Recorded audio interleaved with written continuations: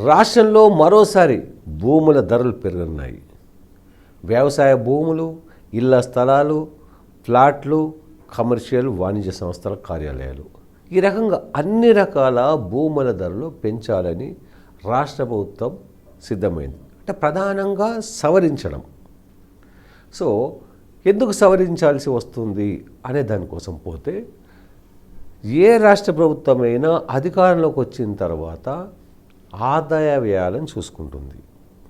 So ప్రస్తుతం రేవంత్ రెడ్డి ప్రభుత్వం అధికారంలోకి వచ్చిన తర్వాత చూస్తే, గత ప్రభుత్వం బీఆర్ఎస్ కేసీఆర్ ప్రభుత్వం సంక్షేమ పథకాలు, డెవలప్మెంట్స్ కోసం, కాళేశ్వరం లాంటి ప్రాజెక్టుల కోసం ఉన్న భూములను అమ్మడం జరిగింది.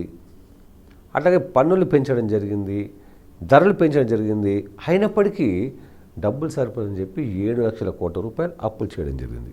సో ఈ 7 లక్షల కోట్లకు వడ్డీల రూపేణా నెలకు 25,000 చొప్పున 25,000 కోట్ల చొప్పున రాష్ట్ర ప్రభుత్వం చెల్లిస్తుంది. దీంతోపాటు ఉద్యోగుల జీతాలు, సంక్షేమ పథకాల అమలు, మిగతా ప్రాజెక్టులు. ఇప్పుడు కొత్తగా మనకు రైతు రుణమాఫీ కూడా ఉంది. ఆగస్టు 15th చెల్లిస్తామని చెప్పి సీఎం చెప్పడం జరిగింది. దానికి 35,000 కోట్లు కావాలి. సో ఈ రకంగా ఆదాయం తక్కువ, ఖర్చులు ఎక్కువ ఉన్నాయి. మరి దీనికి ప్రతిసారి భూములు అమ్మడం అంత ఈజీ కాదు. కాబట్టి ధరల సవరణ, అంటే భూముల ధరలు రాష్ట్రంలో చాలా ప్రాంతాల్లో కనీసం 30-40 లక్షల రూపాయలు ఎకరం భూమి పలుకుతుంది ధర కనీసం. ఇక ఎక్కువ 10 కోట్ల వరకు కూడా ఉండొచ్చు, ఏరియాని బట్టి. హైదరాబాదు, గచ్చిబౌలి కావచ్చు, ఆ రకంగా. మరి 30-40 లక్షల రూపాయలు ఎకరం భూమి ఉంటే రిజిస్ట్రేషన్ ఛార్జీల వరకు వస్తే 3 లక్షలు 4 లక్షల లోపలే ఉంది. సో మరి అంత డిఫరెంట్ ఉంది కాబట్టి దాన్ని సవరించాలి. ఎంతవరకు సవరించాలి అంటే 40 లక్షల రూపాయలు కనుక గవర్నమెంట్ ధర పెడితే మళ్ళీ భూముల ధర 1 కోటి రూపాయల పైన పోతుంది. అప్పుడు సామాన్యులకు అందుబాటులో ఉండవు. కాబట్టి సామాన్యులకు అందుబాటులో ఉండే విధంగా, ప్రజలకు ఇబ్బంది కాకుండా, అట్లాగే రియల్ ఎస్టేట్ రంగం, నిర్మాణ రంగం, వాటికి కూడా ప్రోత్సాహం ఉండే విధంగా.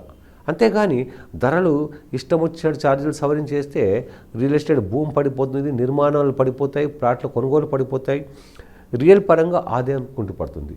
సో దీంతోపాటు ధరలు సవరిస్తూ, అట్లాగే రిజిస్ట్రేషన్ ట్యాక్స్ ఏ రకంగా ఉంది దాన్ని కూడా ఇంతవరకు పెంచుకోవచ్చు. ఈ విషయాల్లో సీఎం రేవంత్ రెడ్డి మంత్రులతో క్యాబినెట్ సమావేశాన్ని ఏర్పాటు చేశారు. ఆ సమావేశంలో అధికారులందరితో చర్చించడం జరిగింది. సో దీనికి సంబంధించి ప్రతిపాదనలు సిద్ధం చేయమని చెప్పడం జరిగింది. సో కొద్ది రోజులు ఈ ప్రతిపాదనలు వస్తాయి. సవరణ ఏ రకంగా చేయాలనే నిర్ణయం కూడా వస్తుంది. కాబట్టి అంతలోపల, అంటే భూముల ధరలు పెరిగే లోపల కొనుగోవాలనుకున్న వాళ్ళు, అంటే ల్యాండ్లు కావచ్చు, వ్యవసాయ భూములు కావచ్చు, ప్లాట్లు కావచ్చు, ముందే కొనుక్కోవడం మంచిదని చెప్పి మా సూచన.